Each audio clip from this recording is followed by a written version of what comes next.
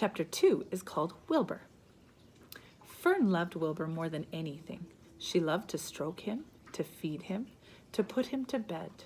Every morning, as soon as she got up, she warmed his milk, tied his bib on, and held the bottle for him. Every afternoon, when the school bus stopped in front of the house, she jumped out and ran to the kitchen to fix another bottle for him. She fed him again at supper time, and again just before going to bed. Mrs. Arable gave him a feeding time around noon each day when Fern was away in school. Wilbur loved his milk, and he was never happier than when Fern was warming up a bottle for him. He would stand and gaze up at her with adoring eyes. For the first few days of his life, Wilbur was allowed to live in a box near the stove in the kitchen. Then, when Mrs. Arable complained, he was moved to a bigger box in the woodshed. At 2 weeks of age, he was moved outdoors. It was apple blossom time, and the days were getting warmer.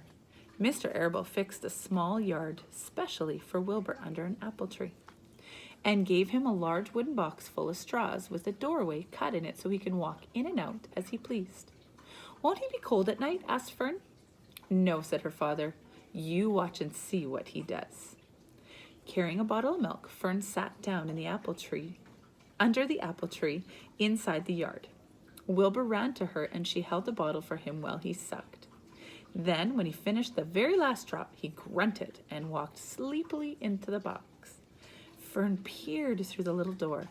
Wilbur was poking the straw with his snout. In a short time, he had dug a tunnel in the straw, and he crawled into the tunnel and disappeared from sight, completely covered up with straw. Fern was enchanted. It relieved her mind to know that her baby would sleep covered up and he would stay warm.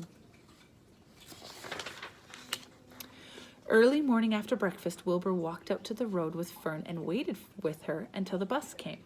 She waved goodbye to him, and he would stand and watch until the bus vanished around the turn. While Fern was in school, Wilbur was shut up in his yard, but as soon as she got home in the afternoon, she would take him out, and he would follow her around everywhere. If she went into the house, Wilbur went too. If she went upstairs, Wilbur would wait at the bottom step until she came down again.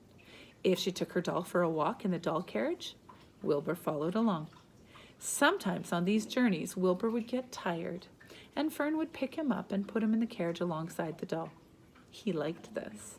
And if he was very tired, he would close his eyes and go to sleep under the doll's blanket.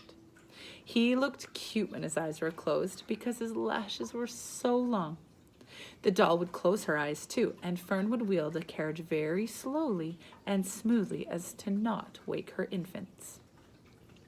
One warm afternoon, Fern and Avery put bathing suits on and went down to the brook for a swim. Wilbur tagged along at Fern's heels. When she waded into the brook, Wilbur waded in with her. He found the water quite cold, too cold for his liking. So while the children swam and played and splashed water at each other, Wilbur amused himself in the mud along the edge of the brook, where it was warm and moist and delightfully sticky and oozy.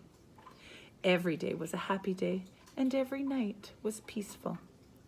Wilbur was what farmers called a spring pig, which simply means he was born in the springtime. When he was 5 weeks old, Mr. Arable said he was now big enough to sell and would have to be sold. Fern broke down and wept, but her father was firm about it. Wilbur's appetite had increased, and he was beginning to eat scraps of food in addition to milk. Mr. Arable was not willing to provide for him any longer. He already had sold Wilbur's 10 brothers and sisters. "He's got to go, Fern," he said. "You've had your fun raising a baby pig, but Wilbur's not a baby any longer. He's got to be sold." "Call up the Zuckermans," suggested Mrs. Arable to Fern. "Your Uncle Homer sometimes raises a pig, and if Wilbur goes to live there, you can walk down the road and visit him as often as you like." "How much money should I ask for him?" Fern wanted to know. "Well," said her father, "he's a runt. Tell your uncle you have a pig that you'll sell for $6 and see what he says." It was soon arranged. Fern phoned and got her Aunt Edith, and her Aunt Edith hollered for Uncle Homer, and Uncle Homer came from the barn and talked to Fern. When he heard that the price was only $6, he said he would buy the pig.